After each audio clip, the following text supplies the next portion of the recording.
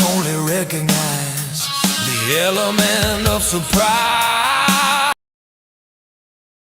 On your knees, cause when God said, let there be light.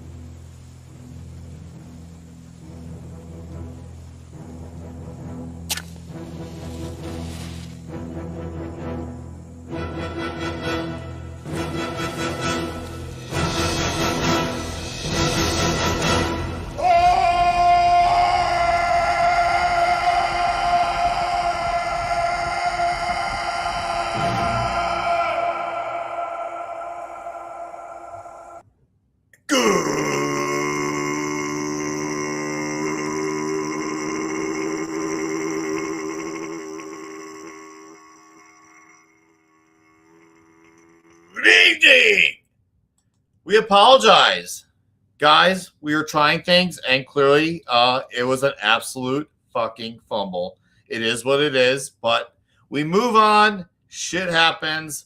We're just trying to work around things, and clearly, it wasn't meant to be. But it's okay because we're gonna enjoy the damn show, and we will. Let's get rid of Mad Mardigan and Speedo, or do you like Mad Mardigan and Speedo? I don't know. I'll take him down. But how you all doing tonight? Let's acknowledge those faces here. Hello, hello. FKHC 2005. Sanding Monkey. Hello, Sir Vince. Womack. Hello, hello. D-Bud Martin. Side for Chaos. Jonathan 93. Maga. Sir, hello. Jonathan Conroy. Davina Duckworth. Hello, hello. Nice to see you guys here. Thank you guys for dropping on in here. And, of course, on the Rumble side, we had 70s comment, but no one else has. So, for those of you who like to have it both ways, you get to do that here. And take your pick with the Rumble link. Or you can choose one way. Up to you. Whatever. It is what it is. But tonight, guys, I am Caesar. Hail Caesar. Yes, I am Terry Cruz's character from the Expendables. I have Mr. Church backstage with me. I have Gunner as well. I haven't seen Lee Christmas yet, but I'm hoping Lee Christmas shows up as well. But let's bring Gunner on board. How's it going, Gunner?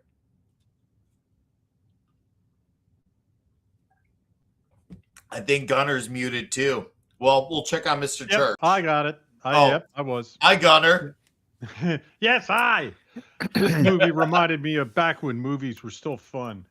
Oh, God, right? Dude, for real, man. For real. It is a pleasure to see you, sir, Mr. Gunner.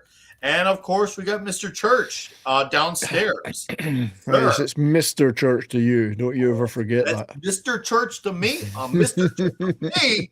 Oh. Shoot something. Shoot something. Only Chuck Norris could hear that audio at the intro. Only Chuck Norris could hear it.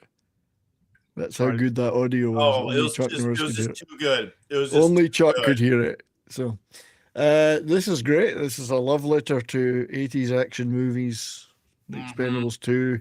Superior to the first movie, I would say. I would actually say after rewatching it twice, I always kind of stood on the stance of the first movie being the best. But now after going through 2 watches of this, I'm like, you know what? I think I got to reevaluate my opinion on this. I actually think like the second movie is actually even better. And I love the first one. I hold it high regard. And I remember liking it at the time, but loving it even more now. And the second one I like love, but now I'm just like, holy crap, it might even be better than the first. So I loved the first one too, but after repeated watchings over time, I feel that this is more watchable. I feel like this one benefits from the rewatches. That's the thing. Yes, This it one does. There's really a lot benefits. of good shit going on in there. And a lot of the emotional heartbeats actually add to it, especially in the retrospective type of sense. So we'll get into all that because, Jonathan 93 MAGA, dude, you're here at Toxic Tuesday. You know better. We don't give a rat's ass what those critics say. If we enjoy it, it's all that matters to us. Exactly. About Fuck the critics. what Boomer Ebert, Boomer Siskel would have said. Sure, I may have agreed with them on 5 things, but I don't care what they have to say. Exactly. I enjoy this. And that's all I need. But I do need a Mark D with a C as well. Yeah, Hi, I can't sir. change my name because of the darn this Talk Studio. Like, unless you pay for it, it doesn't let me change my name. I got you. I'm trying trying to right now. Just change it to nerd. Nerd is Nerd. what All right, After look, Boomer Lee and- Christmas. Lee Christmas. There we go. So Work. Mr. All right. Christmas. I'm dreaming of a Lee Christmas. after Boomer, and I forgot to share the audio, and then I caught it. Thank you for everyone in the chat. I think I reshared it with the audio after, but Yeah, who but knows? when you did, it just showed the screen like it was like zooming into like 900 screens. Yeah, Yeah. but that was look cool too. Chuck Norris could understand that. This is not the only one that understands it. And yes, Cyphercast. We some of us are something of a big Saxon fan ourselves, like this guy here. And him and I were saying I'm backstage old school. before a show. I I'm can't old wait for the school. next album. Let's go what, the 24th or 25th album from Saxon. Holy crud, dude! I can't wait. Wheels of Steel. Yeah, but this is a pretty watchable movie. I don't know if we want to get the slideshow up now. I guess get we're it good. up. There we Just go. get it There we up. go. Nick's got been the Last waiting to get it Supper up here. all day. Yeah. This is kind of sacrilegious because I went to Catholic school, but we'll When you forgive it look at because it's that Stallone. lineup, I mean, what a But dude, come fucking on, look at phenomenal lineup. look at the testosterone flowing from this photo. I feel like I went through puberty twice just looking at this photo. Straight there's up. one Such a lady shame and that we there's a lost lady there. Brandon. It's such a shame that we lost Brandon Lee because he would have fitted really well into this, dude. wouldn't he? Imagine the jokes they could have had with him and Dolph. The showdown and little Tokyo callbacks they could have had in a movie like this. Oh, I trust me. I was thinking about possibilities because I know Donnie Yen was actually offered a role for this movie. He declined it. Jackie Chan was offered it, but he had scheduling conflicts and he wasn't able to change them because of the scheduling conflicts. I know even Nicolas Cage was reproached for this, Oh, yeah? and he had scheduling conflicts as well. Can you imagine having Cage have a freak out? Big Tom, being Nicolas Cage. Now I'm breaking the fourth wall.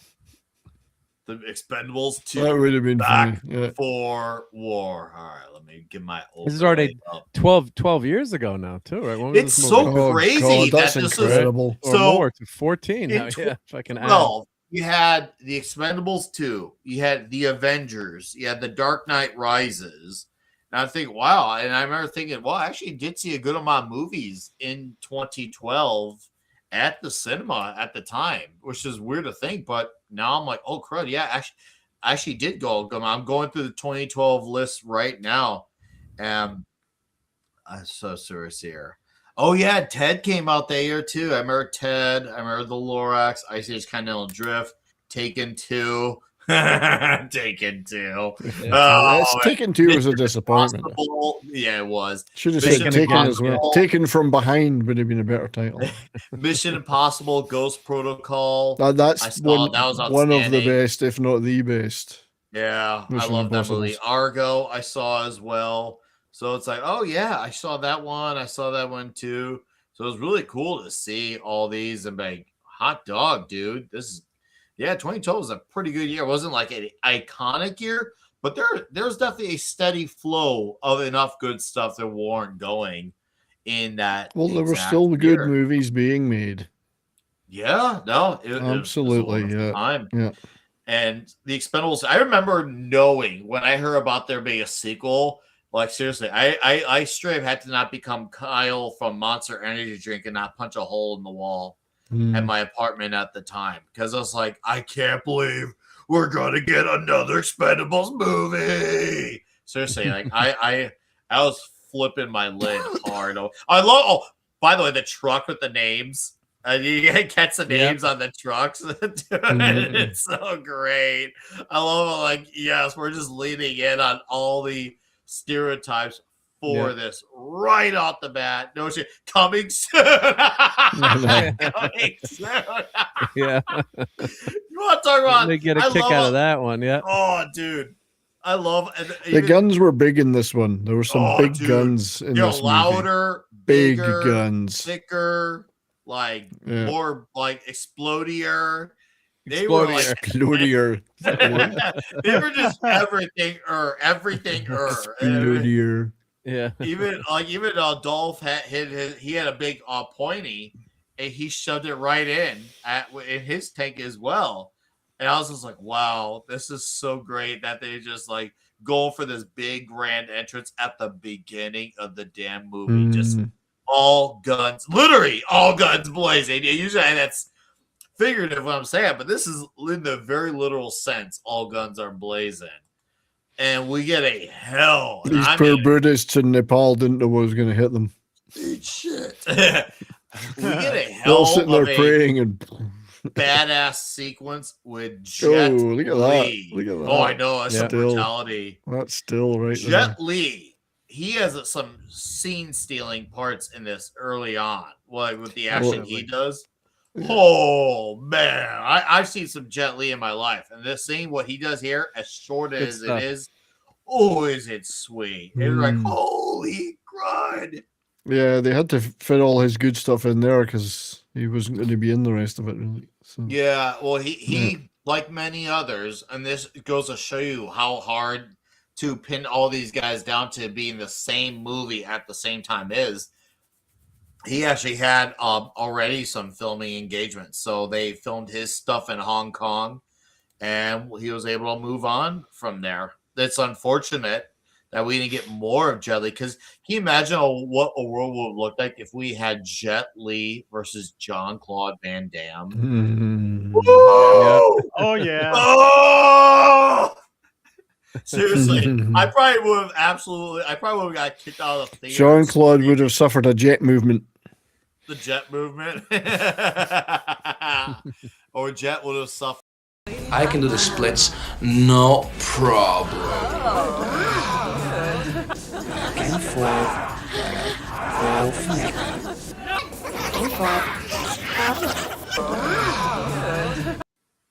It never gets old. Tim's referencing the movie The Wild Geese that we did a stream on. He says the Wild Geese did this better, and Brian would agree with you on this. It was the original Expendables, the movie The Wild Geese. And you couldn't get that here for a long time in the States. I had to get that from my friends. You know, like you could get that across the pond, but it was unattainable for a while. No, go back to that. I want to see what that one said. That's the thing that Dolph Lundgren had the pointy on. No, that's blurry. Knock. Knock. Yeah. Knock. Yeah. Knock. Well, he's just being polite. It kind of works out that it's Dolph Lundgren having that big pointy thing to level at them because, well, it kind of speaks to what he was capable of in Showdown Little Tokyo to Tia Carrere. That he has his hanging out and he's just ramming it into their walls shamelessly. I was like, wow, shock and awe. Shock and awe. Yeah. Oh, the names of all these is just great. Was that like Persian Gulf War? Didn't they call it shock and awe? One of the missions was shock and awe, or was that just a term that the general used? Shock and awe. I'm trying to remember that. No, it was George Bush. It was George Bush. Yeah. By George Bush W. originally about the Gulf War. Wasn't it when they attacked Baghdad in the Second Iraq War? There. Yeah. That was the shock and awe because they bombed the shit out of it. Yeah. Well, yeah, Iraq was supposed to have a world-class military, one of the world's biggest militaries until they ran to the U.S. and Our Well, logistics are second to none either. With the getting all that military to the desert and all the supply chains and that's It's what's incredible quantity too. over quality, though, isn't it? Really, I mean, it's like It when you was. say It was world. yeah. It was a World War II. It was a World War II era anti-aircraft setup in Baghdad, and it was up against a stealth fighter in the Yeah. F-117. So they didn't have anything on their radars to shoot at. They were just shooting Yeah. in the air like it was some sort of Muslim wedding. Yeah. And basically, I remember the other one I heard was when the F-15s finally rolled in Mark, it and started doing missions looking for the mobile Scud launchers, that the 3 aircraft remaining of the Iraqi Air Force simply parked the planes and everybody left the airport. They fled. Yeah. So that was it for the Iraqi Air Force. Yeah. Thankfully. Yeah. Mark, I don't know if you saw my I saw, DM, yeah. but dude, we got it up. I The cannot. blue pill believe work it. that I sent you. Oh, it worked. I feel like a new man thanks to you, Mark. Was it 50 milligrams or 100? Yes. Yes, it was both. was both, Yes, it was. Oh man! Oh, here's that great Jet Li with the frying pan. He's like, "Oh, gun? No problem. I'll just use the frying pan here." And all the crazy shit he does, like, damn.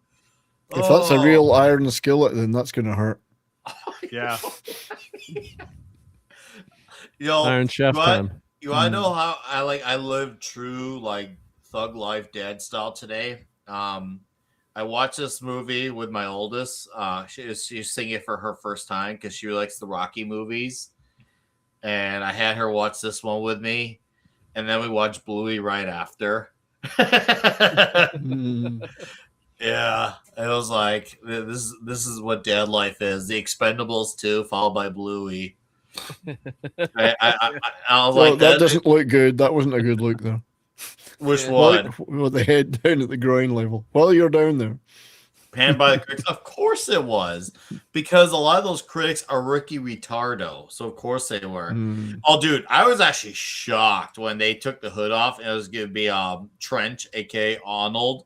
I was like, I'm back. Shit. Because I thought it was going to just be like some like Joe Schmo who we didn't know yet, but we're going to know throughout the movie.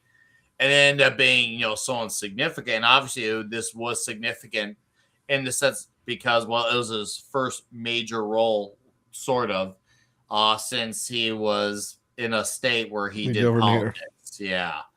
Obviously, 2 very, very mixed results. But we'll that's a conversation for another time. Let's focus on what he did for the Trudge. Yeah. This is embarrassing. Get into it about the gun, the big gun. I was like, oh, dude, I love that we had this banter. And once again, the in this movie 100% improved. And don't get me wrong, it was great in the first movie, but right off the bat, you can tell it's even better. Not because these guys There's more humor in this one. There's a little bit more humor, but it doesn't take you out of the intensity, not one bit. And also, I feel like it had something to do with Stallone having to wear less hats this time around because people got to remember Stallone was a co-producer and a writer and a director and the lead actor in the first movie. In this movie, he just needed to write and star. So he had 2 less hats, and I feel like he was able to just let loose a little more and have fun. Obviously, it helps that they had done this now, but I think it was even more helpful that their lead was able to have a lot more energy to give because Stallone actually got a lot of body damage and injuries from the first movie. So imagine doing that while being a director and a producer and a writer and an actor. Like that's dude. The first movie you could maybe even make the argument probably almost nearly killed the man. And not even because he's old. It was physically tolling on his body. I think it's proof that Stallone is a fantastic filmmaker that he can do all that. Straight up, right? Yep. Oh, that's a great writer, yeah.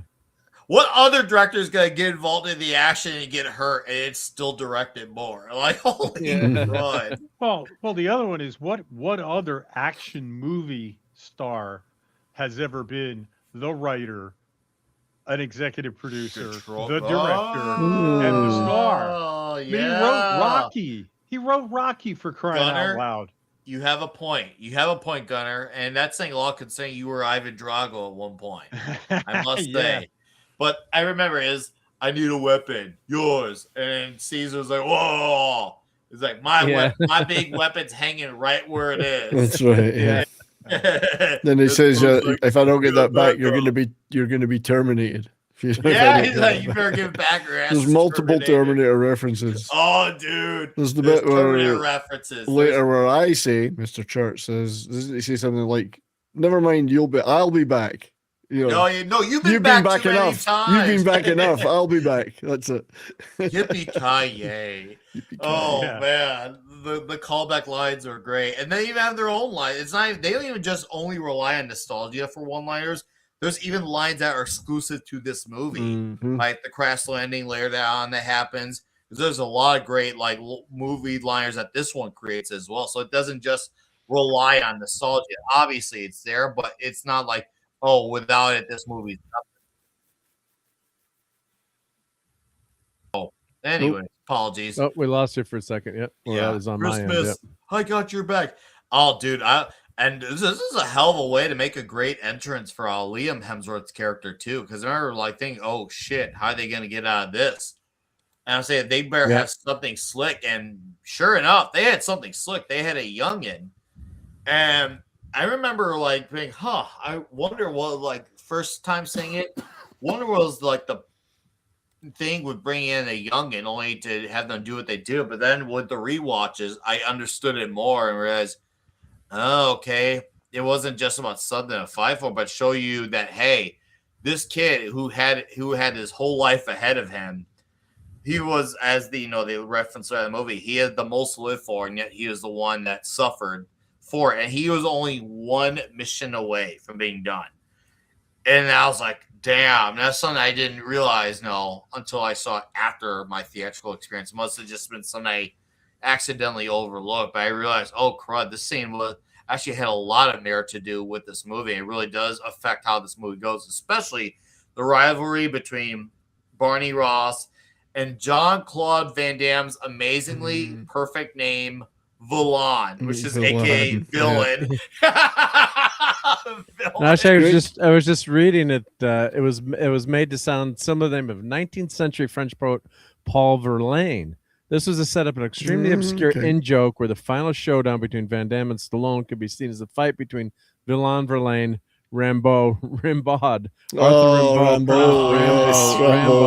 another French poet. Very good. Two French poets, and yeah. And Verlaine had an affair with him. They're saying, wow, so those French guys got it on. Yep. Ooh la la.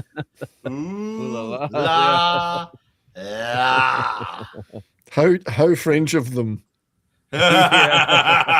Which one of them surrendered first is what I want to know. Oh man, so good. Well, it's great to see JCVD playing the villain. Like, and in the third one, you've got Mel Gibson playing the villain. The guys that normally play the hero playing the villain. That works great. I like to see that. That's why I like when I see Statham plays the villain occasionally. It's quite good. Yeah. Oh yeah, no, and you could tell they commit to the part equally the way they do as for the protagonist when they need to be the antagonist. They're still just as all in, even to a point where I was watching the making of, and they were talking about the camaraderie and how much more fluid it was for this movie because now they've worked with each other a little bit, but JCVD was actually asked about what it was like for him. He said he actually did not engage with the guys much on set because he was trying to maintain the serious cold-heartedness of his Villain character. I was like, holy, that is damn commendable. Yeah. Like the fact that he was actually trying to stay away from not out of disrespect, but because he wanted to still be the character. So it was a small sacrifice he admitted he had to do for the betterment of his character. I'm like, that is freaking... No, I don't want to say it's noble, but it's damn respectable. Like, he doesn't have to do that. Some actors are good at having the on-off switch, and maybe he doesn't have that, so he's just either one way or the other, and he chose his one path. He chose Boom. his path. Yeah. Oh, he chose his path, and then we get boom, boom, boom, dude. I just love how loud this movie is too, and it's just like everything's so. Once again, everything is explodier, and this scene is kind of like picture proof of the explodier because they're just wailing on this thing on the wall, and then they fly right out. And I'm like, dude, this is a freaking triumphant opening act. Like, this is some madness that rivals like some of the best like Bond opening acts, and some of the Bond opening acts are some of the best opening acts. So I didn't say it. Yeah, this is good. good. It's good. You're good. I was like, this- oh, now it's a broken. You're good. Huge body count as well in this. Oh, dude, it's Big massive. body Like, count. It's like almost 100 plus. 500. I don't know. I've heard Is it's it- like 500. Is it 500? It could be. You have to get above. Once you pass 100, who cares? It's all. You can stop counting. Stop How counting. long does it take to be able to be the guy that does the NEFAP and stop, pause, stop, pause, stop, pause, stop, pause, so you can count all those bodies to see who dies? Like, I want to know how that is gauged, man. How are you sure? Like, you should probably put that with an asterisk. 485 asterisk that we know of. Keywords that we know of. Just saying. Just saying. And yeah, and this is where we lose our boy Jet because he's off to, well, he's actually off to go home and take a break. And man, I was like, oh, hopefully he'll pop up. And I then know, it was kind of a shame, wasn't it? Oh. Still, they got him in it. They got him in it, which was the main thing. Oh, they got him in it, and while we had him, it was freaking good. It was real. And with a freaking frying pan, my goodness. Go ahead, Richard. Yeah, no. It was. You know, I like him as an actor. I like his a lot of his movies, the later ones in particular, and yeah, it was great seeing him in this, and again doing sort of impromptu weapons hand to hand, which is cool. Always fun. You know, grab whatever's in front of you. Okay, that's what you got. You know, it's like those posts on Twitter. It's like the last thing you ate plus the color brown is this. What are you? Fuck,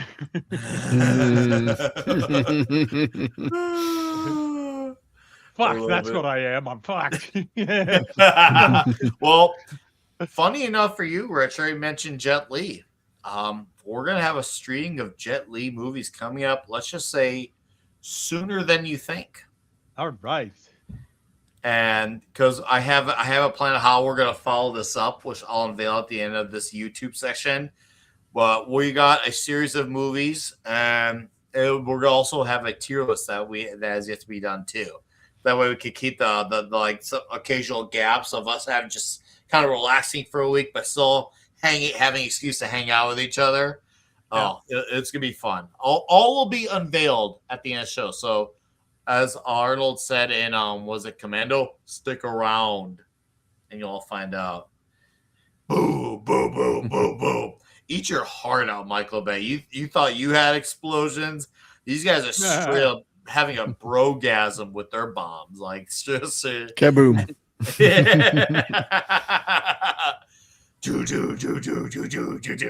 Yeah, I remember my youngest, like, she came down to like she went to my room to visit. She's like, "This is really loud. What's going on?" I'm like, "Oh, it's just a bunch of good shots." She's like, "Oh, okay." And went right back to do what she was doing.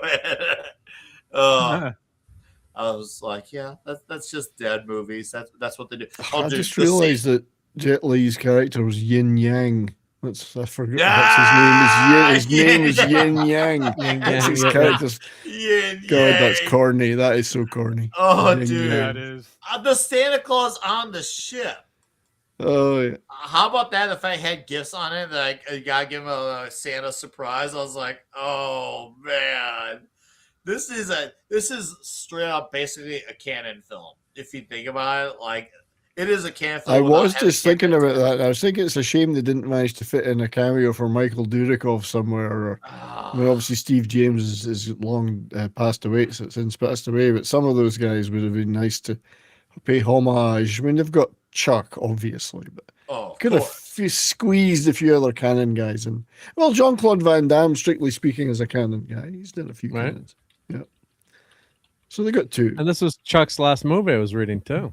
Yeah, as far as right? films go, yes. Yeah, other than Yeah. TV and other small roles, Yeah. but last movie. Yep, and he ends up not working alone in the end, right? Well, I'm jumping ahead, but yeah, Yeah.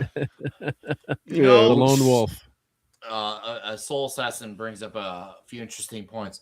I'm surprised these films didn't create an era of 80s cocaine-filled action films. I think the problem is not that there's not a want or a need for it. I feel like there's not as many stars to do it. Are there guys who I feel like have potential if you give them the right material? Yes. I actually believe if given some one-liners, and I mean genuine one-liners, not freaking slapstick comedy, but genuine one-liner comedy, Chris Pratt could be good. If you see his serious chops in Terminalist, you can see when he's given serious material, he can change, he can adjust, he can be that badass guy who has great fight sequences. All he just needs is some one-liners, and Chris Pratt would actually be really good at it. He could do it.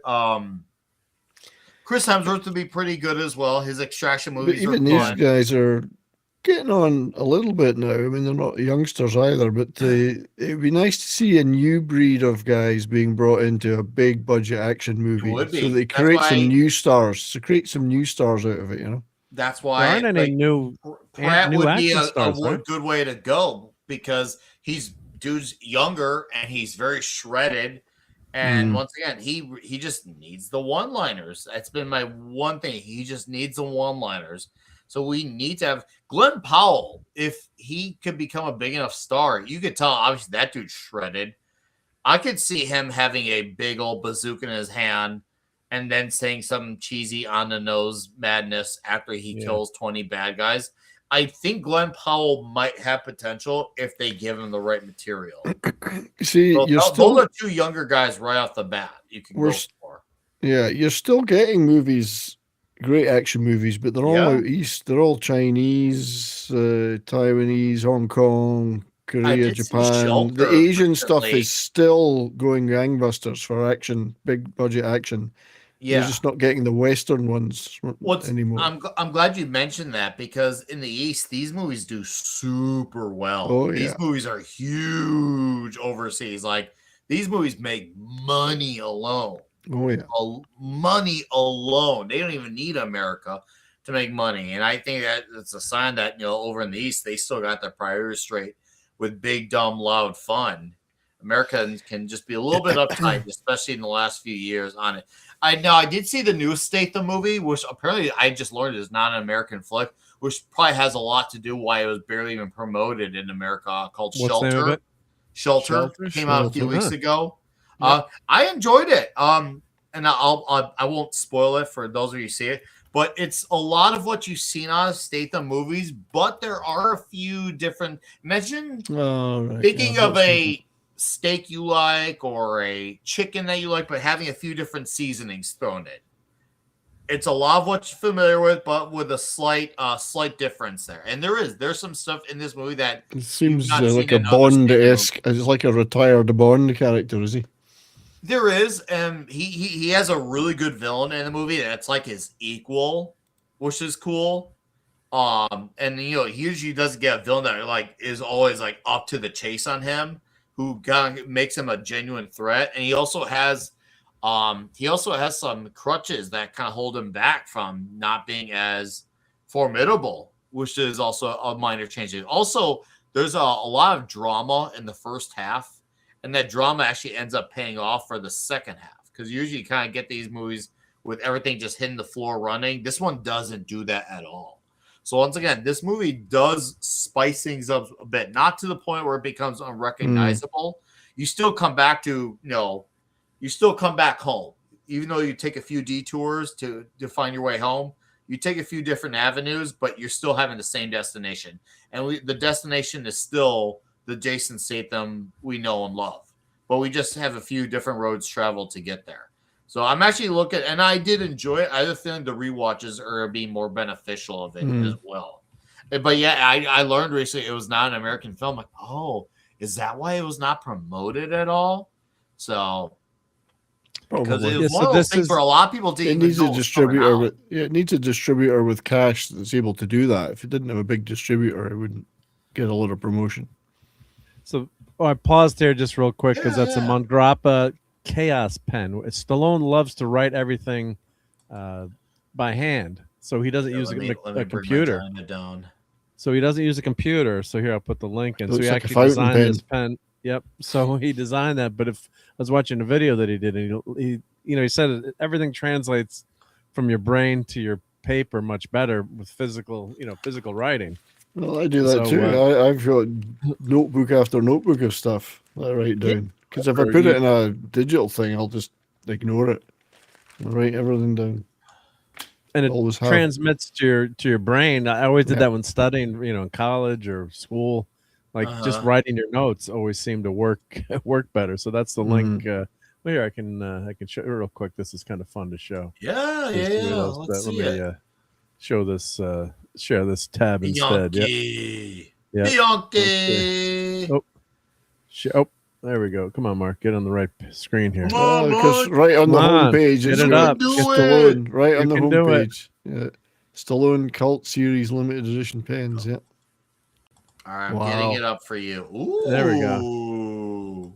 So they must be expensive, I'm guessing. Holy but- shit! Oh, $6,150. Oh, that's even more Oh. expensive than I thought. That's the silver one. It's a solid 18 karat gold one too, with precious yeah. stones. They don't give a Wow. price on that one though. Yeah, they'll give a price. Yeah. Wowzers. Yep. That is something else. Yeah. Yep. So that's his. So anyone wants to buy one, now you know where to. If to I get had it. one, So- I'd sell it and spend the money on something important like food. That man.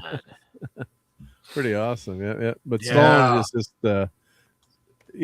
such a great guy in terms of, how well rounded he is, and it's just, I always say, people make fun of him because, oh, you Adrian, but he's a freaking genius, Stallone. So, Oh, dude. that's it. Guy's a We- great yeah. filmmaker. He's Oh, a he's good- a hell of a great filmmaker. He's Yeah, a great writer. exactly. He's a great director. He's a great actor. He's also a great action star as well. He really is the total package. If you think about it, he really is. He has everything that you could want for a good movie. He has all the makings of See, it. All of it. This is funny because obviously Dolph does have a master's Yep. degree. in Yeah. Oh, yeah. I chemically. thought about Yeah, that. this is his too. real life. He Yeah, does this is his real actually have life. it. Yeah. But he's also, And now also- chemically imbalanced. When he said about trying to impress a girl, that was in real life, and that girl was Grace Jones. Yeah. So he Yes. quit. And they were He both quit in to a be a Bond bouncer. movie together. Yeah. And That's they're in right. the Bond movie. Yeah. I want to A get View to close a to Kill. Skill A Dance View at to a the Kill. disco. Yeah. No, it strikes me. Let's just go back for a second to Stallone.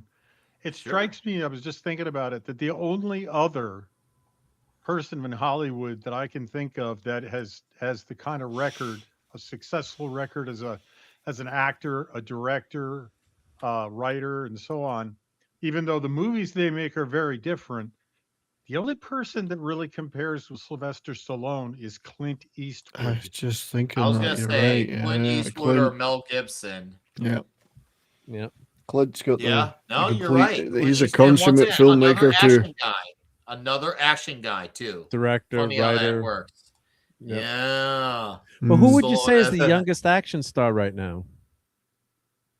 Well, a good one, Oh, but yeah, jeez. like I mean, Statham. He's up in his Pratt? 50s. I'm like, Chris He's Pratt, nearly 'cause he's 50, in the yeah. Pratt, I terminal guess. list. Yeah, Chris Pratt. I would say he yeah, would be. but there's he would no be- like youngins out there, right? There's That's no what I'm like saying. you're They saying, need there's to no- get yeah, you guys were movies saying that- there's no next You generation. need to bring on another. There's no movies for them to act in. Yeah. Yeah. Do that stuff in. Yeah. That's the problem. Glenn And there's no- Powell, as I mentioned, has the makings of it. He just needs to be given the Yeah, material for I it. just He find him could a do bit- it. I find him a bit of a charisma-free zone, though. It's just me, maybe. See, I think he's got tons of charisma. That's the thing. You just like his floppy wiener. What about Timothy Chalamet as a new action hero? Oh, dog! What are you doing? Zendaya would be What is better your than him. problem? Who does Kick that? him off. Kick him off the screen. You That's the problem. poser. But that's the problem. Like that's like the new stars. Like you don't have any real macho men stars anymore, right? I'm trying to think Listen, of who. No. I mean, there's like quite a Chris few Chalamet, Asian maybe ones a that decent actor. I'm not gonna knock him as far as an actor. Sure, I've not seen anything he's been in outside of trying to finish those Dune movies. Aaron Taylor or- Johnson, maybe. Oh yeah. Oh He's no, got he's he could do shredded. something like this. Aaron Taylor Yeah, he Johnson. could too. And Adam Driver possibly too. I mean, they're not youngsters yes, either. Adam but Driver could. And Yep. So we just named off a handful of guys. So we named off Pratt, That is- Driver, and Johnson. So we have 3 guys right there who could do this stuff. Where's the material for it? Can you imagine if we had like I'm trying to think here, like a 4 horsemen type of thing? Pratt, How old is Taylor Jeremy Renner? Johnson. Jeremy Renner could do it. If he was given the material and he was I'm getting just good thinking, if pay, you put an I think he could do alternative it. cast in this of guys that were 20 to 30 years younger than some of these guys, Yeah. you get Renner might work. Renner's getting he's gonna probably start getting up there in age, but you can at least get him now. Charlie Hunnam is still not too old. Yeah. Actually, no, he's in his mid 40s. That's not too old though. Charlie No. Hunnam. He could do it. So we know it's not a star. Oh, power. Tom It's a- Hardy. Oh, yeah. He's older now too, but yeah, He's But if older, you but he's get still him got it. now. If you get him now, well, he's still got the goods. So now we have discovered that we got the names, but we're lacking the material for these guys to do it. That's what. Well, this we is have. funny. I just asked They Grok to need a name vehicle. some younger action stars. They said typically younger males were embodying masculine roles. This has gone away now. Contrast to the current trend in Hollywood towards more slender noodle boy types like Timothy Chalamet or Finn Yeah. Wolfhard, where vulnerability and slimmer Those builds are dominate. not action stars. I like Yeah. Finn Wolfhard, but that's not. Yeah, an How old action is, star. how No, old but is they're Taylor saying those- Kitsch? Taylor Kitsch could be in it too. He could be in a Oh movie like yeah, this, Taylor Kitsch, Have you seen him yeah. in after the things like the Terminal list? Taylor Kitsch is Yeah. awesome in that. I could roll with that. I'd be Yeah, down they for named- Taylor Kitsch. Grok said Austin Butler, Glenn Powell, Aaron Taylor Austin Butler. Johnson, I Paul could roll with Mescal. Glenn Powell and Aaron Taylor Johnson. See, after Austin Butler, after the Elvis, I mean, I didn't mind the Elvis movie, but I thought, well, it's Yeah. not a guy you would pick for an action. But when I saw him in the motorbike thing with Tom Hardy, I can't remember the name of it now. That movie, they were bikers. I thought, Uh-huh. oh no, that's a very different. That he could do it. He could be a hard action guy because he was tough in that one, very Uh-huh. tough. Yeah. So yeah, he's the Elvis thing was deceptive. He's actually quite a tough, could be a tough guy actor. Austin Butler. So yeah, we got the What's guys. the name of that biker movie? Tom Hardy was in it as well. They were bikers. Oh, God, I know what you're talking about. Yeah, I saw it, and it wasn't bad. Can't Can't even I hate remember when now. that happens. It'll come back. Yeah. It will come back. Oh yes, it will come back. Yeah. Go ahead. Let this slide move. Oh God, when they're hey, look, Aaron. Sorry, not Aaron. Liam is running, and we're all just being all slow and just taking our time. Whereas the youngins just having fun time running, being Mark being, Wahlberg all still cuts sprite. it. Yeah. Wahlberg he's can got a few stick more out. years left in him. He's got a few Yeah, more years and left in him. Joel Kinnaman. Yeah. Joel Kinnaman. Yeah. I mean, yeah, he's still you know capable who'd be a of doing good it. director for them? What's that guy's name? He did the Beekeeper. Oh yeah. David Ayer. David Ayer, that's it, yeah. See, So once just give them the right vehicle. You could recast a film like this with those guys, Uh-huh. and really, it would have to be big budget, tons of action, lots of spectacle, Uh-huh. and Yeah, I would- revitalize the action movie genre in the West. Yeah, that would be now, and that would be perfect because then you could have guys like Statham, like Wahlberg being the veteran type of guys, and then making room for the Powells and the Taylor Johnsons to come in. That there's your movie of a passing the torch Yeah. right there, and have Yep. David Ayer direct it because Ayer and Statham work together a lot. Yeah. You know, unfortunately, Ayer's not going to do the second Beekeeper, unfortunately, but. Oh man, what a travesty there! But knowing Statham, it'll still deliver. Guys, look, those guns are cocking. Dude, somebody's got their cock. What? Sorry. Villan or Villain. Villan. Not too obvious, right? His name is Villain. His name is Villain, yeah. Oh man, I love that they just. I want to know whose idea was like, you know what? We're just gonna need a villain. Oh, right enough. Now thinking about it, Dolph Lundgren was in He-Man. That's a canon movie. We've got 3 canon people in this. Oh yeah. 3 so far. Oh, Sly was in 2 canon movies. Yeah, That's he 4. was. This is practically a canon film. It's a canon film in disguise. It is. There's 4 now, at least 4 canon veterans in this. Nuts. It is seriously nuts. But dude, nuts. This is a very brutal scene.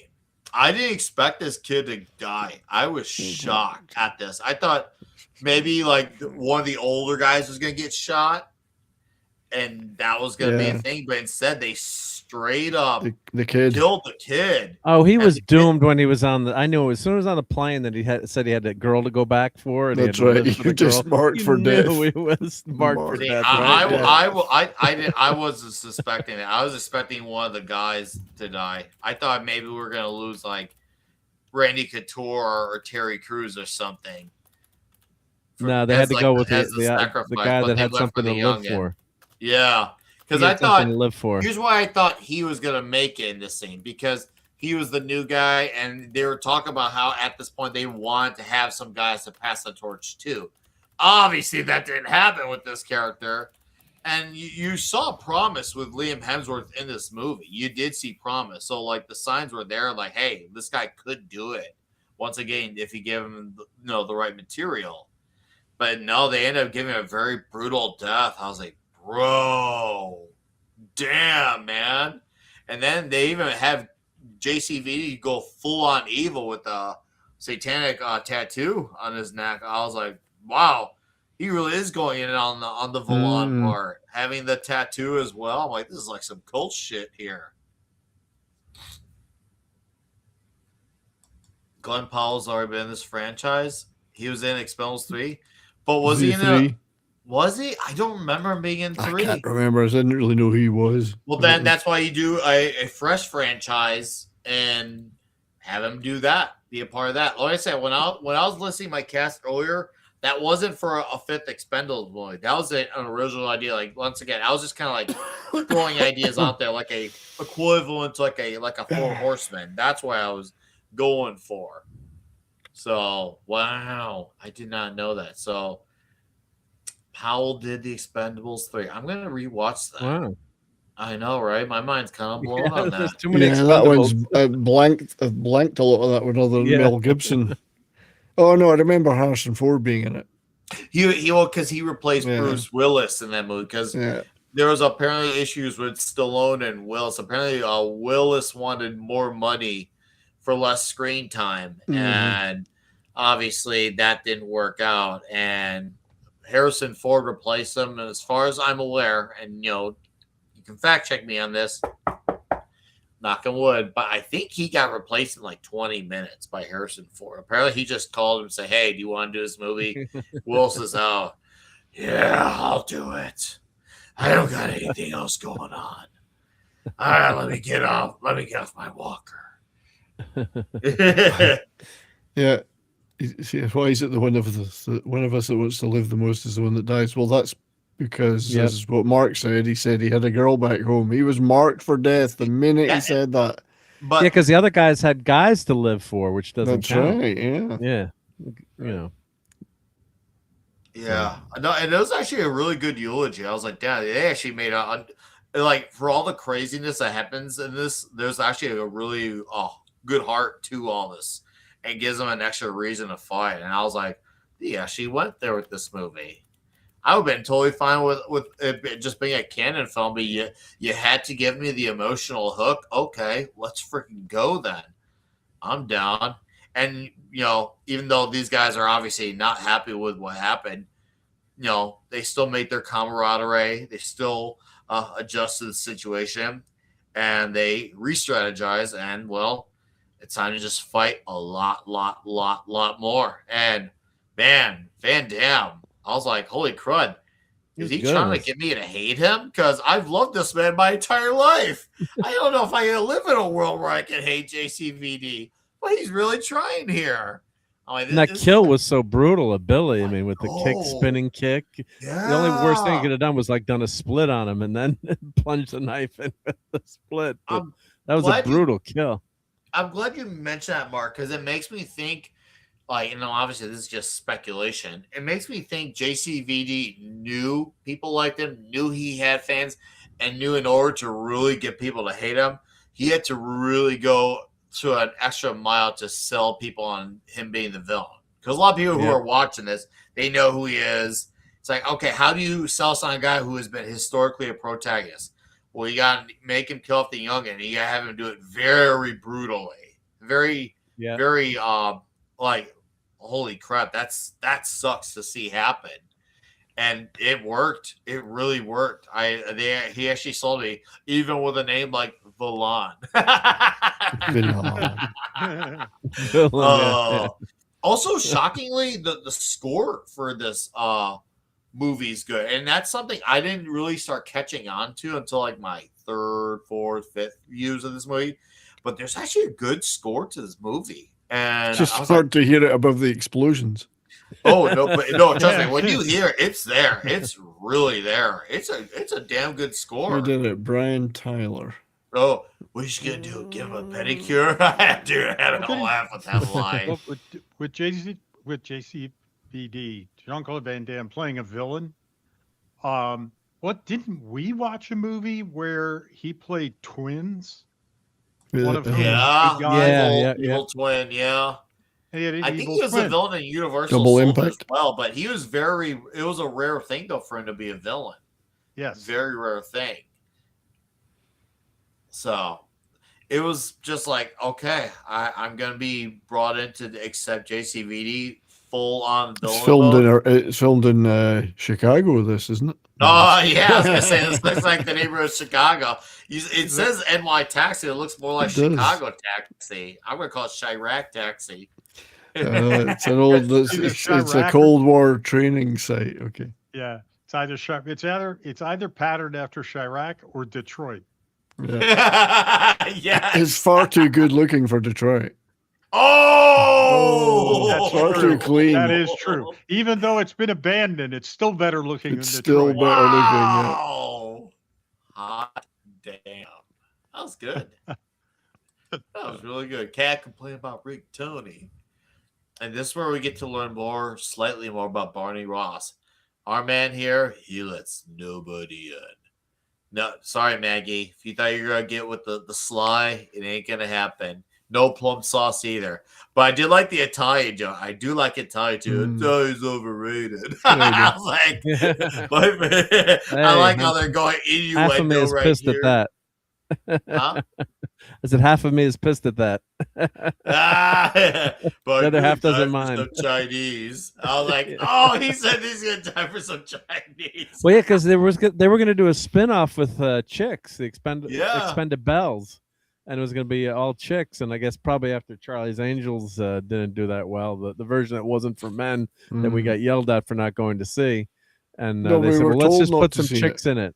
Yeah, They told us not it to wasn't see. for us, and then they complained when we didn't go and see it. Yeah, so they were told to put some chicks in it in this movie, but don't make them it gay. lame and gay. Make them kick ass. And Well, you could have had Gina Carano and Ronda. was Well, considered, we've yeah. had Ronda Rousey was in the third She one. was in the third Yep. movie. I remember that. Gina was actually considered for a second movie. And you know what? I wish we would have had her instead of this girl. I mean, she's not bad. I mean, she works since she's trying to be a lot more of the brains. We to a need lot more of Gina, Yeah. don't we? We need Gina. I wasn't even thinking that. This movie needs Gina. But she would have been in a lot of the muscle scenes, and I would have bought it because we Yeah. know what she can do. And it's like, okay, if you're to have a lady be doing the exact same shit these guys are doing, that's the lady you do that for. She Yep. reminded me of China from the Attitude Era of WWE. She could act like China could have been someone who could have done that stuff too. I don't imagine China being a good actress, but do I imagine China being good for action scenes? Yes, China would have absolutely been awesome for that. No, she had great physical acting ability, and wrestlers are actors, right? I mean, Yeah, that's why the wrestlers kayfabe. they're stunt people who can act. For the Yeah. most part. I mean, look at the big stars. The Rock, Cena. I mean, Hulk Hogan was great star. They got a tank. Oh, crud. We need, what could make worse? A tank. Oh, crud. They have a tank. Oh, dude, that was hilarious. An actual tank. And then they're all out of T-72. And then. But they said if they actually had fired that tank for real, it would have destroyed the whole set because the shells are so powerful, the concussive forces. So they had to do it all digital. They spent a lot of money on this movie with all the digital stuff and all the, they had to shoot Jet Li in Hong Kong. So they had to recreate the sets over there in Hong Kong for him. And then they had to digitally, do some sets to make it look like he was, on the roof or, in different scenes. So they spent a lot of money on this movie. And it looks good, too. I mean, the CGI doesn't look wonky, I don't think, in any of this, right? No. It really, shockingly does, even though it kind of had every right to be, because it's never really been these guys' specialties. They've been always about getting in there and getting down and dirty. But okay, I'm gonna bring this up. Oh, apparently in Russia, Chuck Norris's Booker, which is the name of his character. God, what's that movie called? What's Chuck Norris? Something Black. Why is it? It's killing me here. What's Oh, man. Oh, Good Guys Wear Black. His name is Booker and Good Guys Wear Black. So that's where his Booker name in this movie come from, because his name is Booker and Good Guys Wear Black. But in Russia, his character's name in this movie, you ready for it? Was Chuck Norris. I want to see the Russian version just because of that. They ad-libbed it into the movie. His name was Chuck Norris in the movie. I was like, that's amazing. Oh, yeah, Jonathan, he knows. I just uploaded this clip, Nick. I don't know if you want to save it for Rumble, but I just uploaded the Cobra clip. Because I appreciate our listeners, I'm going to give them one freebie of a clip here on YouTube. All right? One good old freebie. Okay? Because I like you all. Let me get this clip up, okay? I like you, you like me. We're one big happy family. If I get hit with it, I'll just remove it. So if you're catching the replay, you're wondering what the hell's going on. Well, I'm removing this. So we're going to just consider this a complimentary. Let me make sure it's volume. All right. And I got the screen. Okay, just making sure I have volume. I heard another rumor that you were bitten by a king cobra. Yeah, I was. But after 5 days of agonizing pain, the cobra died. Chuck does Chuck jokes. It's the Chuck best. does Chuck, That's so good. Chuck does the Chuck Norris fact. Chuck did it, Chuck.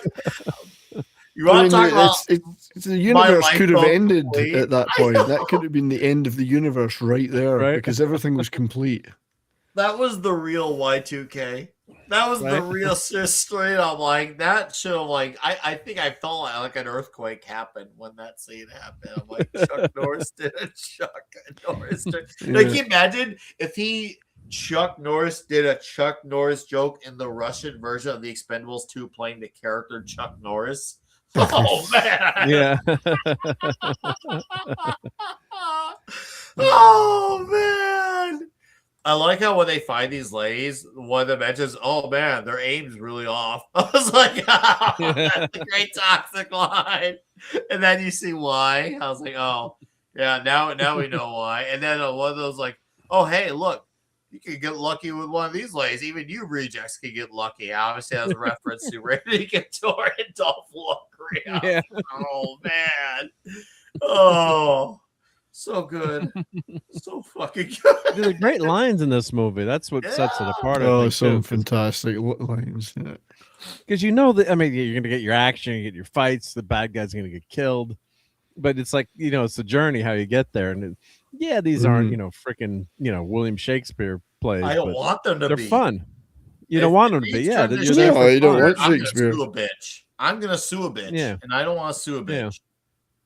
Yeah, no, these are fun freaking movies. You know what you're getting, and they deliver on the lines, with the, yeah. I now pronounce you expendable. Man and What was knife. that Arnold says it? I've got a list of them here. Like Arnold, the one where he says you hit like a vegetarian. No, Yeah. yeah, escape plan. No, dude, when he did the whole "I now pronounce you man and knife" and That's singing awesome. "Big That's Ass a of the good Knife" one. too, That's a good one. incredible. There's There's Chuck Norris says, "I don't feel like talking," which means someone's about to die. That's translation. Someone's about to die. Oh, so good. Oh, Chuck Norris. I'm remiss when we do all these Chuck Norris jokes, since then next week's our transition period. So transition period. Oh, anyways. Yeah, it's been a hell of a ride doing 5 straight weeks of Chuck Norris, guys. Like how do you feel now that we're at the end of the line? Do you feel more of like a man 70s? I feel much more testosterone has been applied. Yes, I feel I can go out and be manly in the world now. And know that Chuck will have our backs and our fronts and our sides as well, probably. Well, good, because you're in luck, because we're gonna continue to have a lot more testosterone. When I'm being harassed by some Karen about something, I can just think Chuck's. I've had 5 weeks of Chuck stiffening my spine. He gets a stiff for you? The stiffening. The stiffening? Is Stiffening. that like the quickening from Highlander? That's right. That's actually, Mark, that's pretty funny. I'm going to write that down. We're going to use that. It's the stiffening. What you're feeling now is the stiffening. I'm sure you should record a voiceover for that and put the video, Into do that the video scene. from Highlander with your accent. You're feeling doing that. what you're feeling now is a stiffening. Stiffening. Stiffening. Hey, I got a stiffy. As he is about to make love, take a peek at my stiffy. I've got to write that down. The stiffening. That's funny. That is so funny. Hey, The Roger, stiffening. take a look at my stiffy. The stiffening. Oh, man. That is incredibly gay, but really great. I don't know if there ever was a porn version of Highlander, but that would have been a great line in that movie. Stifflander? The stiffening. Stifflander, yeah. Stifflander. Oh, dude, I like how they shoot the shows one guy rest in pieces. Yeah. Oh, man, they killed the shit out of this guy. Seriously, this guy must have shit himself as he was getting shot. That's how bad he was getting shot. Speaking of Highlander, my 7-inch single I did today on my short You have side a every day was 7-incher? this one. Oh, let me get Queen's it A up. Kind of Magic, and it's got Let me the bring my Kurgan China on the. down. Now, even if you didn't like the record, and I love the record, that is a fantastic picture cover That is. on a single. Isn't that so Very good? machismo. Very Yeah, machismo. you don't even have to listen to the record ever. You just can look at that picture. It looks glorious. I think it's a bit less shiny Ooh, that way. let me bring my Gina down. Hold on. Yeah. I It's one of my favorite singles in my collection, just because of Clancy Brown there. Oh, that's nice. That is so A good. Kind Magic. You A said it's Kind a of- single?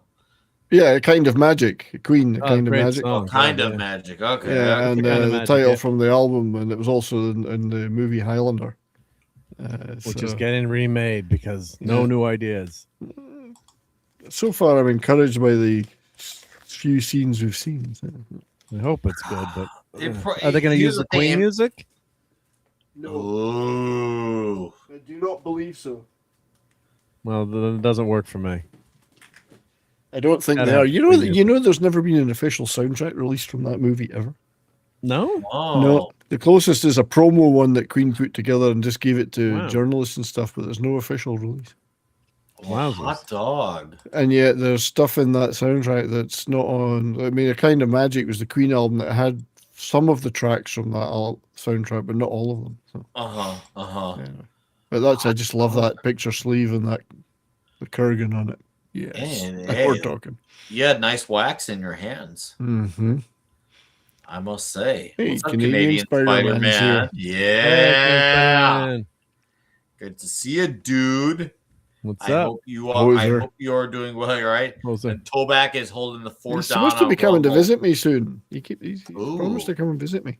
He's We gonna have pay met you a couple of visit. times in person. You're not doing what I think you're doing. Yeah. Yeah. You gotta get a new plane. I laugh. Sorry, you gotta get a new plane. That plane Oh. is a piece of shit, but it's a cool plane. You It's know, got It's character. I wonderful. love that you could plane. have swore that if it wasn't Statham or Stallone crashing that plane, you could have swore that was how a DEI hire crashes a plane. Except it was Stallone doing that intentionally, whereas a DEI hire would do that unintentionally. Well, there was someone was doing all the stats of who crashed, and it was mostly women and DEI people. It was. It was The really ratio scary. is incredible, yeah. Yeah, it was not good. It was not good. You know, 11 Alpha, I see your guy. I love this movie's only award nominations. It doesn't even need those because, you know, anyone who is around me knows I have the Ice Cube public enemy mentality when it comes to those award shows. These guys do these types of movies so the fans can enjoy them. Is it, I guess you could say, cool if they happen to just win those things? Okay, sure, yeah. But like the Grammys, like every Golden Globe, Academy, Emmy, who cares about those guys? Who cares about them? They don't like these things for what they are, anyways. They really Exactly. don't. They do not. So why try to appeal to people who will never accept you as you are? Don't It reminds me ever. of, like, let's just put it this way. It reminds me of insert band you like here, and everyone hates that band that you love until they put out their one ballad, and now they love them. Yeah. And that doesn't mean that you hate the ballad or you love it. You may even still love it. But a lot of people all of a sudden now want to get on the gravy train because they're accepting the band for something that they are historically not known for. So, yeah. It's like saying, I love Indeed. punk. I love Green Day. Oh. No, You're a I hate poser. Green Day. I would never say I love Green Day. I But know, they were but that's so the thing. good A at lot the of people Super Bowl. Well, a lot of people would call them punk, even though that's pop punk, not actual punk.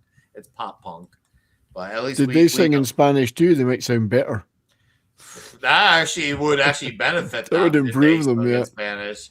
I've It would have always taken their hated them. trash music and it would just polish the turd. That's all it would have done was just. I like polish Green the Day. turd. I can't lie. I do like Green Oh, Day, but I've always No. hated them. They're yeah, not I do punk like- always. either. They're far from being punks. Yeah, I- whatever you and want. I to had They're no not real idea- punks. I like that album, American Idiot. I do. Really I like had that no album. idea what the politics were until American Idiot came out, and I remember hating them before them. And then when I heard about the album, I thought, oh, okay, they're just putting on a stance. But then I heard some interview, and I can't remember the exact words. 'cause Oh, they're it was 20 douchebags. plus Yeah, years they're ago. douchebags. But the guy's like, Politically, we're yeah. hoping this album will convince people to not vote for Bush. I'm like, oh, okay. And I thought to myself at the time, and I didn't even disagree with a lot of their positions. I thought, oh, okay, well, what happens if he wins? Does that mean that they've released this album for nothing? Do they hang it up? Like, what's the Oops. point then? Like, to me, it's just like, just put your album out and I don't know, I guess hope for the best in terms of if people like it. To me, it was just such an odd thing to do. And then all of a sudden I saw how quiet they were for a lot of the things Bush was doing that his successor is doing. And that's when I started making it personal. Because then I realized, oh, they don't actually have principled positions. That's when look how many people Obama droned. It's like he Oh, yeah. Well, that was different, assassinated- though. But that was different. Yeah, he Yeah. assassinated American citizens. I mean, Mhm. with no recourse. I And, do agree people with- forget it. Yeah. I agree with Cypher Chaos. If they sang in Braille, they would sound better. Yeah. I wouldn't have to hear them. I mean, Dookie was okay, but I just like they're not punks. I keep trying to say they're punks. They're not No, punks. they're not. Real It's punks. punks would tear them to pieces. They're not punks. It's They're just little popsters who think they're punks or pretend they're punk punks. for people who don't like punk. Yeah, exactly. Yeah, that's exactly correct. Yeah. Yeah. Like me. So for me, I Yeah, like well, that's actual punk. true. I like listening to Exploited. I think Exploited Yes, is exactly. great. That's punk. That's a great Dead great Kennedys. punk band. You know, Yeah, that's Dead my kind of Kennedys. punk. Suicidal, they kind of obviously they blend metal and punk and hardcore together. And Mike Muir is one of the most consistent frontmen in all of heavy music. It don't matter if it's metal, punk, or hardcore. He has never been for or against any one politician. He's always just stuck to his own thing, regardless of where people stand. He said, I reject the concept of, well, if I say something bad about some other guy, that I'm now magically a fan of the other guy. It's like, Indeed. That's exactly makes right. no sense. And I'm with Mike Muir on that. As soon as you pick a side, then you're not a punk anymore. Yeah. You can have opinions and attitudes. You don't have to pick a side politically, because then you're just part of the system again. Then. What So do you this is sell what I out think- for lots of money and a huge record contract? I'd do No, that. doesn't- Well, I'd sell out straight away, but then I don't care. I've got no principles. I'd just take the money. Mike But I never Muir claimed to have principles. Mike Muir gets it. He's So one of this the is- few this the is a- pro that gets it. Oh, dude, this is a hell of a I great love third this act. whole sequence. After they got out of the trap And and Arnold hilarious. frees him up when he says, I'm back. Yeah. And it just becomes a major gunfight at the airport. And you see the lines, I'll be back. You've been back enough. That's Yippee-ki-yay. Oh, dude. And then I like how Chuck Norris appears because Chuck Norris would just magically appear. I'm like, that is a very Chuck Norris way of him appearing. Exactly. Yeah. I was like, oh, how fitting. Oh, man. And Then dude, the whole sequence with the smart car though is just fucking hilarious. Oh. Yeah, that was fun. Did you catch what it said on the back of the license plate as they're driving I around? It said, didn't. win this car. Oh, right. Okay. That was the license plate. It was getting shot up and the doors was missing. It said, win this car. But yeah, he ripped the door Does it off. win this the- car? Win this car. I'm like, yeah, no one's going to want to win that car now. Oh, dude. It is just so all out. Guns everywhere. Yeah. Boom, boom, boom. Shoot something, as Train says. Shoot something. What are you, Rambo? I was like, Everybody- oh, they even Yeah. mentioned Rambo. They weren't subtle at all. They were not Nope. subtle with the references. Yeah. No, Who needs to they be weren't. subtle in this?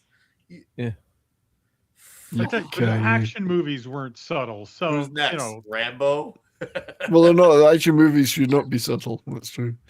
no, Right. it shouldn't be. No. I'm glad as gentlemen we understand these things on the show. We're not retarded like that. Mhm. Why are they not being Dave? I should be watching Chocolate with Johnny Depp.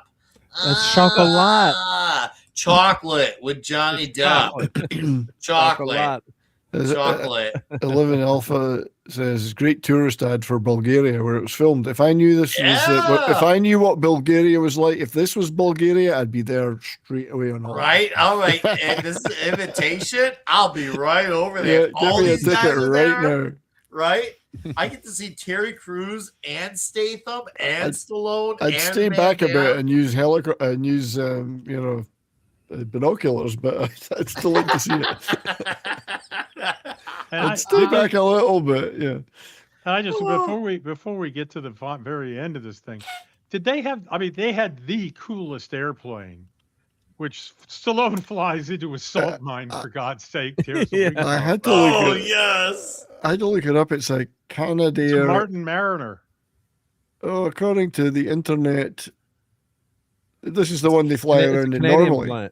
It's a Yeah. Canadian plane. It's a Canadair CL2154, according to the internet All right, plane Andy. Used as database. a But I don't know. firefighting But plane? I don't know. I mean, Steve.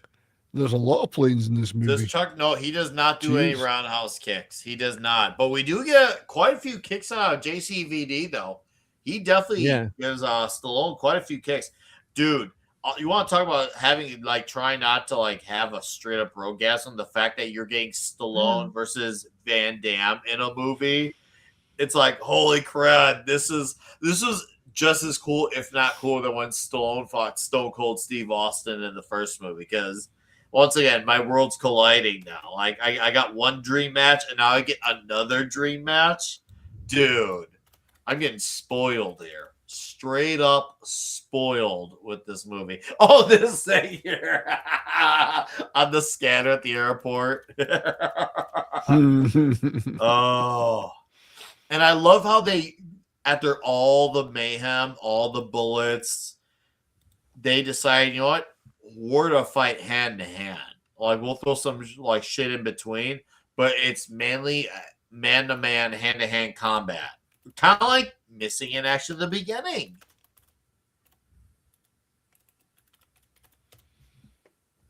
And the guys Indeed. died. The guys died. No, I was typing something in Rumble. I'm insulting- editing in the background all the Oh, clips. okay. I was Hey, typing something Steve, in the yeah, Rumble sorry. chat. Yep. I was like, we're here. okay, I'm doing no, like three no things one, at once. no one will pick up from me from that Yeah. one. Man, thanks, Dead air guys. here. Yeah. Thanks, guys. Come on. Oh, You're all freaking expendable. yeah, right. Yeah. That was good, Mark. Statham's one last fight with the right hand man of Van Damme. Dude, talk about a brutal way of going. Holy shit. This guy got shredded. He Literally shredded. Literally shredded. Oh, yeah. Oh man. And he puts up a fight against Statham. Usually you don't get many of those fights in movies that have Statham. Usually he kind of dominates. But every now and then he has a guy who puts him to the test a bit. And this is Indeed. one of those guys. So once again, as I mentioned earlier, Shelter was one of those movies that was put to the test as well, which is, I feel like, definitely entertaining when he has those types of enemies to come Well, you after. need to have a real challenge, yeah. Oh, yeah. He did right here, but man, the fact that we get Stallone versus JCVD, dude, come on. Like, how are you not gonna like go through puberty 3 times, grow a few beards, And then back out of it again. and then back out of it again. like seriously, there's a reason where Trump said I'm gonna come. It was because of this clip. How do you not get excited knowing that you're going to get this combination? This. It's weird to say, but the novelty of this has not worn off for me 14 years later. It still has not worn. It's worn off. I can't believe it's that old. That's crazy. I know. It Right? is crazy. That's weird. And it seems like Oh such an my obvious God. idea, but you know, we're still lucky we got it, right? I got these movies, so Well, at first when the series came out, I thought they were talking about my waistline. I thought it was the Expendables. But, Oh, that was good. And Stallone I is, didn't I mean, realize. Stallone is 66 in this movie. Talking about Yeah. a non-expandable waistline. I mean, he Yeah. still looks great, you know, doing his new It's Tulsa hard King as movie. nails. Yeah. But you know, he's obviously showing some age there. But he's 60 fucking 6 Dude, years old he's in this still movie, making There's bits of his Tulsa King face seem a right bit now. weird, but right? yeah. He's filming Tulsa King right now. Yeah. That's Mhm. freaking nuts, dude. How old is Stallone now? 78 or something? How old is- 76 or something like that. Yeah. Oh, so geez. mean, he's- Born in 1946. Oh, so And that- 80. He's gonna be 80. So Holy July crap. July 6th, 1946, he was born. Yeah. Holy shit. God, and I feel like a you know, like a out of shape old dude sometimes. It's like he's working out, or like Lindsay Lohan got not Lohan, Vaughn, God bless her, with like I have a torn ACL, my knee's all screwed up. I'm like, sometimes I just don't want to do something. And then she's like, my wife is like, she's doing the downhill. What are you complaining about with your ACL torn? I'm like, oh shit, what am I gonna say to that one? You know, but God bless her. Yeah, she really screwed up her leg, but that was horrible to see. She but- shouldn't have been there doing it. It's Well, ridiculous. she hooked the gate with her arm.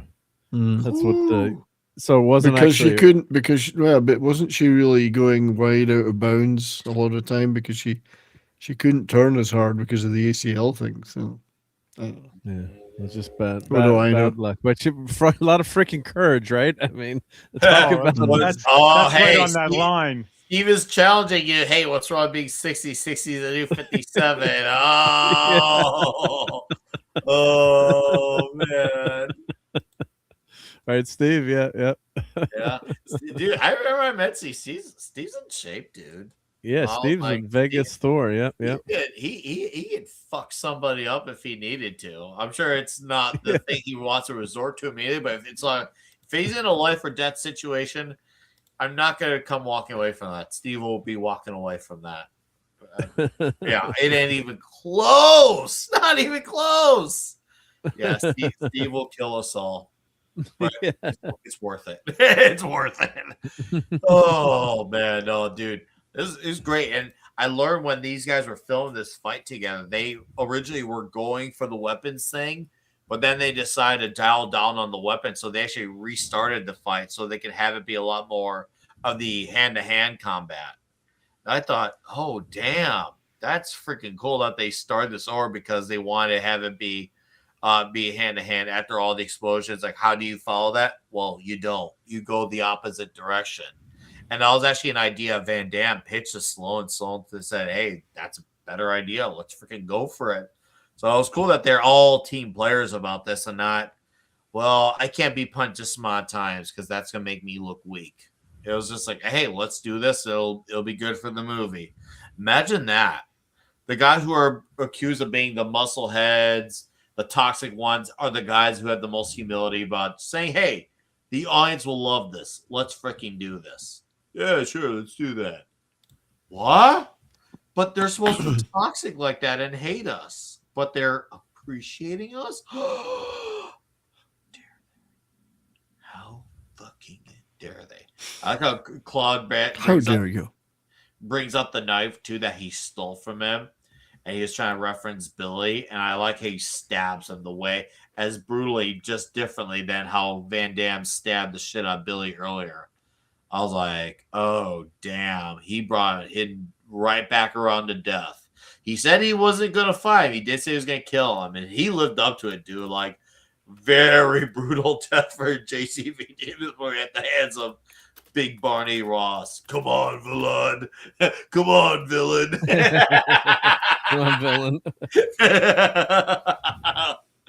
Oh, man. Maddie, oh, dude, really? Nice. I love that. I'm 64, still a baby in this movie. Oh, man. Yeah, you guys were like, how, what did Slow do to just stay alive like this and not be, exploded more than one piece? It's out there. Stallone's not human. Same with Norse's, man. They're built differently. These guys are just monsters of their own. That's why they did these things for so long, and you still bought it. Oh, yeah, we got so many great heroes in this movie, action heroes. This movie, it's hard to believe. I mean, the 80s was such a good time to be a teenager going to movies. God, it was good. It's just an endless stream of great movies every week. 3 or 4 you could go to, no problem. Yeah. And it was $5. Yeah. It was $5 to see a movie, and that was expensive, I think, for back then. Or you'd wait for the matinee. Oh, expensive! It was. Yeah. I think so. It was actually. It was, right? Because the in the early to mid 70s, it was $250. Yeah. Did you know that jacket that Arnie is wearing right there? That is one of the old school Planet Hollywood. Sorry, not the jacket, the Hawaiian shirt. That is one of the original designs for Planet Hollywood, which is a reference to him, Willis, and Stallone opening up that restaurant chain together. Yeah. I remember when that opened up in Chicago. One of my uncles from the Puerto Rican side of the family, he's a big 80s action movie guy. He was freaking out when they opened up Planet. We gotta go to Planet Hollywood. This is where Stallone, Wills, and Artie's thing. He was overjoyed. I remember him being so happy about that chain coming to Chicago because that's where we were still in Chicago, and he was so excited. And obviously, my mom was like, "I don't get all this craze," and I was just having my uncle want to go ooh, I get to see what this is all about because I knew who. It was awesome to go there. God, it was so cool. I remember saying, "Is it still open or is it closed?" There is still they still have the one in Chicago. There's one in Vegas as well. I went to one in Vegas as well during the Nerdrotic meetup. I got you the little rascals a ride home. He's like, "Oh, that thing should be in a museum. So should we?" I was like, that is, they're not quite as cool as I thought they were because they were a Canadian flying boat before, but that thing, pathetic. I don't know what that is. Come up with for that plane. It does not. They do not belong in that plane. I don't even think they all in real life that they all would fit in that plane. No, they Yeah, would. it looks a lot bigger on the inside when you're watching that final That's what she scene when said. they're flying off. Yeah. I'll just, but yeah, this is a nice heartfelt way of closing it off for Liam Hemsworth's character, Billy, for his lady, the girl he was Should have probably put a couple of his fingers that they cut. They should have cut off some of his fingers and put it in there just as a memento. Maybe an ear. So, and oh, you Mike Tyson now? Oh man, I thought of this ear. I thought you would like this. I thought it was really nice. So here's the left ear, like Vander Holyfield. It's a lovely ear. I really like it. Very tasty. As they sing another anthem. Yeah, I realized too. I remember when I first watched this, like, man, someone's not here. Oh shit, where's Mickey Rourke? And I don't know why, but he dropped out. I don't know. I think him and Stallone fell out. So Stallone and Willis and Stallone and Rourke. I guess he can't please everyone, but at least Stallone tries. We can't say he doesn't try because he's trying to accommodate everyone's schedule and to get all these guys on the same page. Yeah, I remember some of these guys didn't even live in the same country at some point. Like I think Lundgren was still a Swedish citizen at this point because he's now in America now legally, but at the time he was a Swedish citizen. I think really only Stallone could have done this. Oh God, only Stallone could have got this together. Because he's an actual filmmaker. Yeah, and he's got all the connections. Yeah. No, I agree. He really was the only guy who could have pulled off getting these guys. Good writer, by the way. Richard Wenk's a good writer. Wenk's the guy. Richard Wenk's the guy that writes the Equalizer movies, I think. Did he write it? I can't remember if he was the writer on them, but bullets. He's not a wanker. I mean, he's not a bloody wanker. Yeah. you little wanker. Oh man. Now chat. We got a bunch of clips we're gonna play on the Rumble side, and not only are we gonna play a bunch of clips, we also got about 5 minutes worth of deleted scenes as well.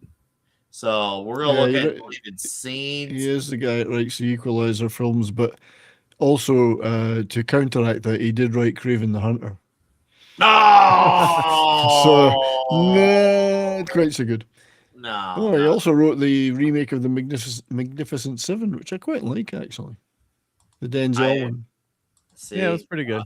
I love Denzel, but the Magnificent Seven is. And he wrote The Mechanic.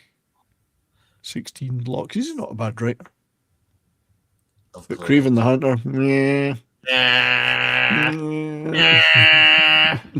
It's like, no, Scott.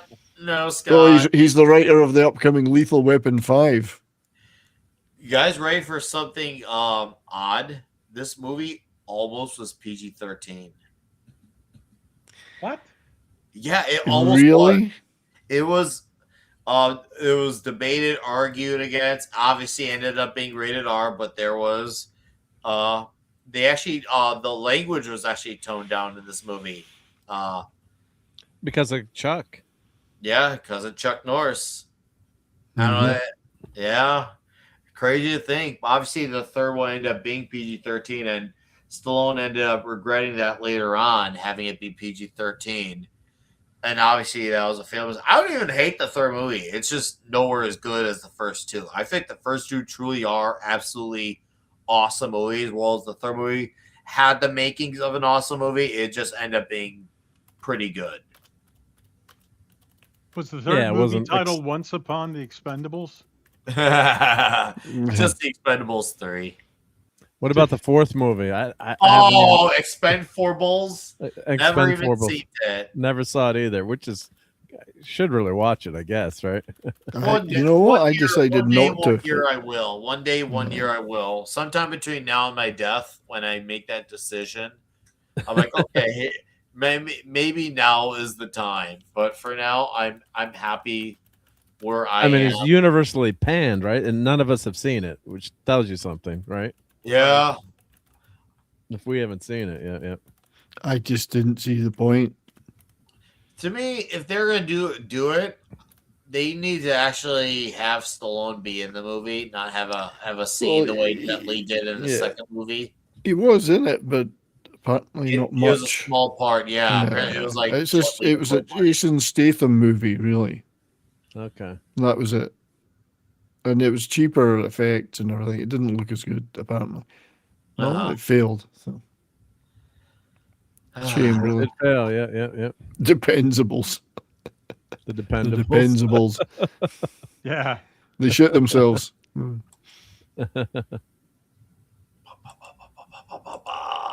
Chat, give us your scores in the chat, YouTube and Rumble, for your toxicity. And as we do that, hello TZ, sir. Nice to see you here. I did. It's more Statham's movie than Sloan had potential. Yeah, I'm sure there was potential. I'm sure there was. I don't doubt it for a single minute. But they really should have had this been done better. It really should have been. But, oh, man. What could have been? Also, they could have, tried to get someone like Kurt Russell in. Really. Yes, Kurt Russell. Yeah. It should have been that. You could have had lots of Snake Plissken references then. Oh, dude, right? If they'd done that, that would have been a gold mine of references. For real, dude. Yeah. If only, man. If only. What? Okay, let's see if I got any skills. Because I'm thinking the number of times they could have said to his character, "I thought you were dead." You know? Oh yeah. Man, how many more cities do you need to escape from? Yeah, that's right. Why you look like Captain Ron today? Like they could have really. They really should do an escape from Chicago, because you know what the joke would be? He doesn't. Oh, nobody gets out of Chicago alive. Oh shit! I didn't realize that. Eric Roberts was in the first film. That's right. Man. He wasn't in this one, but he was in the first one. Canon needs their flowers for the Expendables movies. They really do. Eric Roberts, of course, who played the Master in Doctor Who ones. Well, Red Shirt, why don't you tell us your toxic score on the Expendables 2, since the chat hasn't lightened up with them yet. They're probably still figuring out theirs. Lighten up, Francis. Yeah. This is pretty much Mad Mardigan's favorite movie. This is pretty much just about a cast of nothing but men. It's obviously got the humor. It's got fantastic action, extremely gory violence. Doesn't last long. You just see little flashes. But this is every bit as violent as the big climactic fight in let me see, what was it? Rambo 4. Up against the one where he wipes out hundreds of guys with that gun. The Burmese, yeah. When he's got the 50 caliber, when he's on the 50 caliber, it's a they give each other shit constantly, which is typical of guys, but of the modern audience, comes across as incredibly insensitive. So I'm going to give this an 8.5 on toxicity. Just because it just checks off too many of the boxes for a good toxic movie to be anything lower than that. Okay. All right. Yeah, no, sounds good. 70s, sir, whip it out. It's funny, I was thinking in the same range myself. I'll slap that on the table. How do you like them? How do you like them apples? I was thinking in the same range, Richard, an 8.5. I think the wanton cartoon-like slaughter of hundreds of people is clearly pretty toxic by today's standards. The almost complete lack of women. There's one or two women in there, but not so much that you would notice. Yeah, there's the ladies at the area where they had the bad shot, and then there's the Maggie lady. Yeah, there's an awful lot of macho bravado and muscles bulging, nipples protruding, sweat pouring down. So I think it's pretty. It's just the sheer machismo of it. So I think it's an 8.5 as well. I have to go with the same score. Yes. Okay. I mean, as a movie, it gets more because of Chuck Norris's joke. That's a good joke. What can I say? It's a damn good joke. And it has the stiffening. Oh no, that's a different movie. And it has a stiffening. Stiffening. Oh, I love it.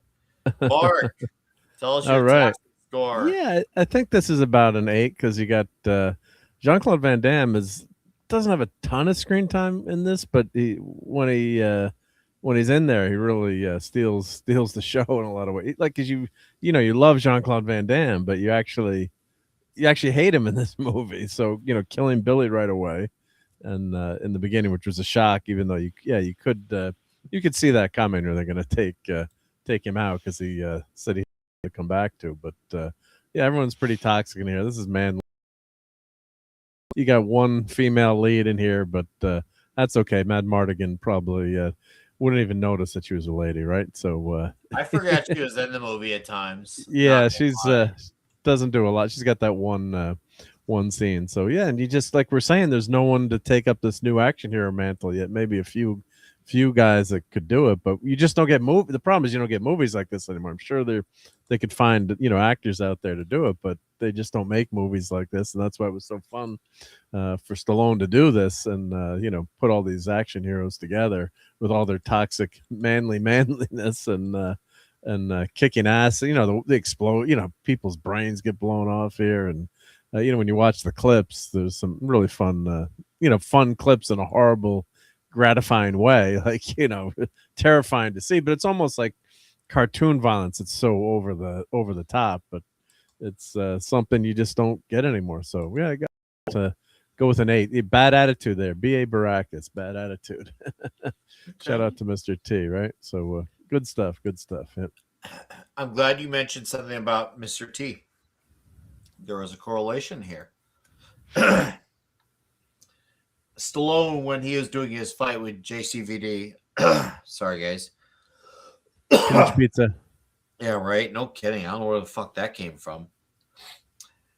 He was thinking about his second fight in Rocky 3 against Clubber Lang, where he just went full on like batshit wild. He said that was his mindset for inspiration for his fight with JCVD, to just go absolutely all in. The way he went full relentless. He is like, I was like, the fight I was looking to as my reference point for this. I just needed it because I was in revenge mode in Rocky 3. Now I'm in revenge mode for the Expendables 2. I was like, fuck, yeah, I can actually see it. So then when I would see the fight, I'm like, yeah, I can see where Stallone was getting that from for that fight, because you could see he was furious. He really, like, he cared about the kid. He liked them. He's even encouraging him. Yeah, no, you did your time here. We liked you while we had you. Let's just do his last job and get you out of here. And obviously that never came to be. So clearly that guilt really weighed him down, because he realized this lifestyle is not for everyone. He understands when guys want to come and go, he doesn't question it. He just, okay, sure. So I thought that was really awesome. So anyways, for me, I'm going to go with a 9.5 for the toxicity. I mean, the manliness in this movie is wild. The guns, the explosions, the fact that the women can't shoot for shit in this movie. Ouch. Oh, Stallone said Stallone called a short guy a midget in this movie. I thought that was great. He actually said, I was like, nah, he said it. Oh, man. And the fact that we had Jet Li, him and Long Green had their short, tall banter. My goodness. Dude, come on. Also, we get all the dialogue. All the lines on the freaking tanks are amazing. Everything about this. We had Chuck Norris. We had Jean-Claude Van Damme. Holy fuckaroni Batman with this movie. It is a better movie than the first one. I can now say that with added views. This is the one. This is the sequel that's better than the first. And I love the first movie. But this one it's the trump card, dude. It's the trump card. You could feel the extra getting along between the boys doing this, and it definitely has something to do, if not everything to do with Stallone having less hats to wear this time around. You got to relax a little and just have fun being with the boys, playing with their toys. Anyways, let's acknowledge those scores here. Cypher Chaos, Toxicity 9, Jonathan Conroy, 8.5 Toxicity. There's any on Rumble? There's none on Rumble. All right, chat. I'm going to give you that Rumble link, okay? So let me do this because it seems a lot of you have been hanging out on the YouTube. We got quite a bit of clips to play tonight. Quite a bit of them. So they're working hard, yep. Yeah, Mark here has been working very hard. And you know how we're going to do this? We're going to give you guys time to transition to the Rumble side. So there's the link. And before we do that, really quickly, you guys got any plugs you want to plug? Stuff. I do stuff. That's wow, you're going to get everyone coming to your channel now. Shit, man. Hey, I do some really neat shorts these days. Go look at my shorts. Go look at his shorts, guys. You hear him? Yes. Look at his shorts. Are they tidy whitey? No, they're not tidy whitey. Well, there may be a stiffening. Let's put it that way. There might be a stiffening. Yeah. Mark, you got a plug? I got some plugs. Not in my head like Joe Biden, but or in his ass. He may have some in his ass. Actually. Yeah. But I pulled out my old PC Junior, so I got to do a video on that. My old ancient computer from 1982, and I was at my mom's house. Unfortunately, some pipes burst at my mom's house. Freaking weather, so I got a call that her radiator burst on the second floor. So that was not a fun day. But I was in the attic and I found Airborne Ranger. So like this would be like the Expendables game from like 1981. So this is pretty cool. So I got to do some old. This is MicroProse software for you youngins that had some really cool military games. So I'm gonna do some videos on that and some old stuff. And of course, Sunday Night Geekery, 10:30 p.m. Eastern. So catch us on Sunday and Friday night, late night Fortnite, and whenever you can find me during the weekend. Sometimes I'm on with Nerd Girl. She did classes the Foreman Project last Saturday. So I know I was on Brian's stream for that, but. Check out Retro Nerd Girl's take on that too. But that movie keeps blowing people away. They've never seen it, and they're like, I can't believe how good this movie is. So you hadn't seen the 13th floor on Monday. You did the 13th floor. The 13th floor. Yeah, it's a great movie. I forgot I should have plugged this. Andy Masterson. That's awesome. Oh, make you big in you. Yeah, and so I'll be doing a video about that tomorrow. So he's done a hockey one, and he also had holy shit, that's awesome. Hands. He had fist hands I can put on for the fighting scenes. So that's you could be a goon. Yeah, I could. Yes, I could be a goon. Wow. I look punch drunk, that's for sure. But yeah, Andy did that for me, so I'll be doing a video showing that off tomorrow. I should have plugged that. That's awesome. Thank you, Andy. What a great friend, Andy Masterson. Andy. Randy. Awesome. Randy. Randy. All right, let me bring. You can unembiggen me now. Sorry, Mark, interrupted you. Yeah, no, we're all plugged. Yep. Let me put our links in the chat. You got a plug you want to plug? Richard. All right, I'll plug a plug. Next week we're gonna be here for Toxic Tuesday, talking Lethal Weapon 3, followed by the week after Lethal Weapon 4, followed by 3 weeks of Jet Li movies. And then we will have a skip week, which will not be skip week for me, because we'll be doing the Bruce Willis tier list. Nice. So lots of badassery to come. Lots of it. And of course, if you're not subbed to Bonded by Metal, you should. But Red Shirt somewhere, hopefully it'll be back. But guys, we're going to get transitioning on over to Rumble exclusively. So hopefully you guys had a fun time hanging out on the YouTube side. But we're going to look at some clips on Rumble because that's going to be fun shit. I appreciate you guys hanging out here on YouTube. Thank you for those of you who don't transition. But for those of you who transition with us, we salute you and we're going to acknowledge you like right now in 10, 9, 8, 7, 6, 5, 4, 3, 2, 1, and we're